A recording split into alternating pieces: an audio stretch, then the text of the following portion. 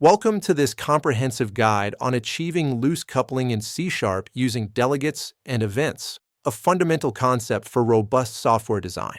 First, let's understand coupling.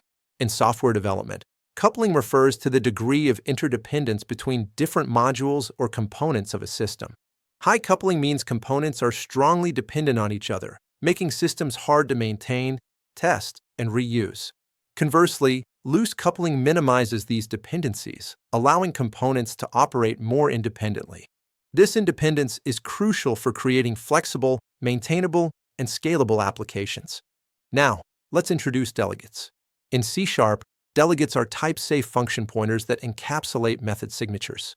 They allow methods to be treated as objects, enabling dynamic invocation and callbacks. Delegates are declared using the delegate keyword, specifying the return type and parameters of the methods they can point to. Here's a simple code example. We define a delegate myDelegate that takes a string and returns void. Then, we can create methods with matching signatures and assign them to instances of myDelegate. This allows us to invoke different methods through the same delegate instance, providing flexibility. Next, let's explore events. Events in C# are a special type of delegate that provide a controlled mechanism for objects to notify subscribers about occurrences. They are declared using the event keyword and are essentially a wrapper around a delegate. Events are key to achieving loose coupling by enabling flexibility, maintainability, and scalability. They facilitate callback mechanisms, support asynchronous notifications, and are fundamental to implementing the observer pattern. While events are based on delegates, there's a crucial distinction. Events can only be raised by the declaring class.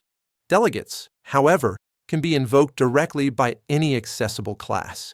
Delegates are primarily used for callbacks and passing methods as arguments. Events are specifically for notifying subscribers about occurrences, like a button click. Delegates support equals, plus equals, and dash equals operators for assignment and combining, offering full control.